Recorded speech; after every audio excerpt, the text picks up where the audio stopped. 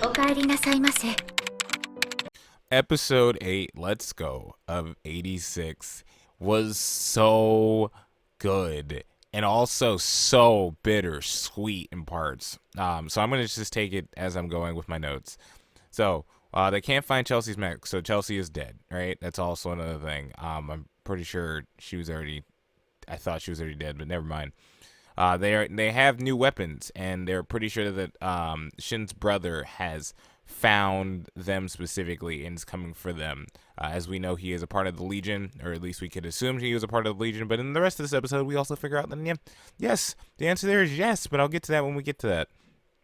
Shin is excited knowing that he'll be able to see his brother, but he knows that it's going to put everybody else in danger, as he says to, I think his name is Shuga, his actual name, but I've always called him Raiden because that name is just really cool.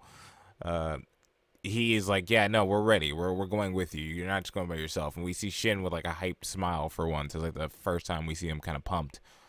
Vladilena is learning the truth about the missions and the fact that their last missions means they are going to die. There is a 0%, I believe, 0% survivors rate for these last missions. So they do this often. This is the execution mission, which is, oh, well, you guys have done a great job, and by that we mean we're completely scared of you because you're doing a great job, and you might cause a revolution. So I hope you're ready to die. And so they're sending them out to die, right? She goes to Annetto for help after she's kind of breaking down. She needs a way to find, to save them. I need a way to find to save them. It's always weird wording these things when you're talking. And Vladilena tells her to stop acting like a bad person, which Annetto gets super pissed about. And Annetto goes into her backstory with her 86 neighbors and how she was really good friends with them until at school she started getting bullied for it. And they said, you're friends with a colored person, which, again, I was like, dang, this analogy is going to just go full on, isn't it? And then so when her neighbor shows up to her to play with her again, she calls him a filthy colored out of fear. And Annetto feels guilty about it. And as she even puts it, because she's lazy. Netto's dad actually also made the Powerade as they go into the old house. And she lets us know that in order to get this thing, they were running human experiments. And children were used to make the Powerade. So a lot of children died. And her dad killed himself out of guilt. And Annetto brings up the fact that she's taken over his old route. And that she's also almost like she's like bearing the sins of her father in a sense, right? Annetto wants Lena to feel just as guilty as she is for being lazy. And at the same time, there was one last part. Oh, and Annetto also believes that she is guilty for not letting the 86 die early. And she's saying hurtful things. So this is what I've taken all her actions as, right? She ends it with saying, I never want to see you again, Lena. I hate you. Bye. What she's doing right now to Vladilena is what she did to the child, her childhood friend. What she's doing is she is hiding out of her fear of being scared to take actions that would counteract her bullies. Right now, her bully is the government. And because she is more scared of the government than she is of I guess she's more scared than she is hopeful for the results of saving her friends, she now pushes Vladilena out because she is a reminder of her past to feel guilty for taking the wrong actions. But in this regard, I don't really feel that sorry for her outside of the fact that her father died. But even her father got the sense of, what I'm doing is so jacked up, I don't want to live anymore. Sorry, you can't grab that from your father's story and then try to use it in a sense to motivate yourself to keep doing maybe terrible things. She did bring up the fact that if it was just her being able to get to Squadron, then maybe she'd be able to save those people, but she can't do anything. But just like I'm about to get on Vladilena, that's not an excuse. Like, it's just not an excuse. It's an excuse for the fact of fear. Yes. And it's really high and mighty to talk from where I am currently and from where everybody else is. Anybody watching the show, odds are we're not dealing with any kind of situations like this, right? Nothing that's going to put your life at risk for having to help somebody else. When we're talking about like, oh, you need to help somebody, typically we're talking about like, oh man, you need to go help that guy because he dropped all his books in the ground. Will you go help him or not? If you don't, you're a bad person, kind of stuff. Not like, I'm going to throw my neck out, I might die tomorrow if I don't help. If I help these people, kind of situations. This is very, very, very, very stressful situation. So I don't want to downplay for what it is. But from the terms of the narrative and from Vladilena, at least Vladilina's going around and talking about it. She's still lazy. Like, this is still something that she's going to have to deal with, and we have to see whether or not she takes this final step or not. But at least she's trying something versus running around just acting like nothing happened and then acting like a coward about it because there's nothing you can do. You could at least the most she's giving them is comfort. She's at least giving them something. You are doing nothing because you're terrified and because you're scared. I love how well they wrote her character because I was able to talk about all that from this. It was amazing. So Vladilena is frustrated. And she goes to her uncle. This is her second step. This is how we see her steps go. She either tries to go talk to Annette about it or her uncle. Her uncle says all 86 should die. But the reason why he says this is also another cowardice excuse. And I think I'm just going to go into this one. He wants them all to die so the government feels like they have no more responsibilities. They're not evil if the people they were oppressing are already dead. Now they're just a country, you know? So maybe this is right. Maybe this is the best thing they can do. And Vladilena starts getting to him on it because he's like, you're just doing this to hide your own despair. He turns around furious and goes, well, what he said, hope and despair are two sides of the same coin, which I guess, as he says, wanting something unrealistic that you don't really have. Sure, which means, he might be wishing for death or whatever. But no, there's still a difference in the fact that one is pointing in a positive direction and one is pointing in a negative direction. That still is a factor because it means your actions that you take will be in two different directions. If you're in despair, you're going to be taking actions that are of despair. If you're hopeful, you will be taking actions that will lead to your hopes. So no, it's not the same thing, but it's sad that I can't be over there to tell her that this is not the same thing. She's forced to deal with these two people in her life who are both, at this point, mildly cowardish for the fact that they won't run out there. She's still a coward too, because she still hasn't run out to the battlefield. Let's not have waifu bias defend nothing. She is still not out there. However, I won't fault her as fast as I will the two who are running away from their problem with more power than she does. They have more power. Her uncle could do a lot more than she could right now. What's Vladilena going to do? She's going to go run out there, maybe start up the mortars we talked about last time, and die. But at least she would have did something, right? But her uncle has control of parts of the military. He could at least stage a coup.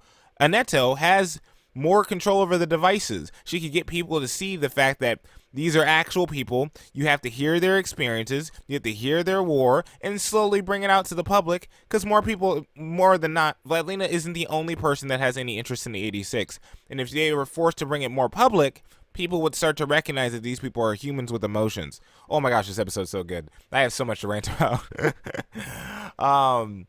Oh my gosh. And then even with Vladilena trying to reach out to Shin because she feels that there's nothing she can do with her uncle. We really see her getting some despair here. She goes and tells Shin, like, you guys just run away. Like, you don't have to do this. Screw the mission. I understand how you guys feel. That's great. It's cool. Don't go. Go do something else. It's completely fine. And Shin won't agree to it. And then she figures out, because you're trying to kill your brother, aren't you? She puts two together. And at that point, Shin's a bit quicker to respond, and he also tells her not to contact her again because he doesn't want her to hear his brother's last words, which I think is the one that we all been thinking we heard before with Shin, it's your fault, and when he was in the mech, and then we saw the choking scene all over again. Oh my gosh. And I left in the notes just what will she do? Because this is where we see her kind of like, we're focusing on her eyes, and like it just feels like she's about to break, like one of those Subaru moments in ReZero where like everything is falling apart around him, and he is forced to just come to a decision. Or just wallow in despair. This could always happen. Like, I haven't seen anything with a light novel or whatever, so this could go really, really poorly. Everybody could actually just die, and it'd just be, oh well. When we get back to Shin, we see that Eldrick is telling him, like, this is going to be the last time. We also learn Haruto's dead, so we didn't even get to see his death, and that's part of the narrative, is just people die so fast you won't even notice they're gone. I obviously noticed he wasn't around, but yeah, no, we have confirmed him being dead as well, and we didn't even get to say goodbye. Everyone says, their last time, their goodbyes to the home, basically. They all know they're not coming back here, so they basically clean everything up. We see people doing little hobbies. We see Shugo, I think it's Shuga, kick a rock into the Saint Magnolia's face. We have it's just the five of them now. Like, it's just the five. We are left with Anju. We're left with Kurena. I think that's how you pronounce her name. Dio, Shin, and Shuga. That's all we have left now. Everybody else is dead. And if we see them inside the lunchroom, there was a lot of them here before this. As I said, we're still carrying on their hopes, but it's just crazy to think there's only 5 of them left. The house is empty as they leave. Shin gives this final "let's go" as they get into their mechs. It's almost like a ceremony for graduating students at this point. Like, there's a bunch of adults, I think. I don't specifically know the reason why they live. I think some of them might be like Alba, and that might be the reason why it's not so bothersome that they live. They put candy in their mechs, and they go out. And then we see the whiteboard is cleaned off, so the 129 days is just, this is it. This is the big fight, and they're most likely going to die if nothing changes here. And then we see Shin's brother's final thoughts, where he is contemplating the fact that he feels guilty for blaming Shin for his parents' deaths and for him having to be drafted. He gets in such a place of anger and snaps when Shin says, do you know why mom had to die or why she died?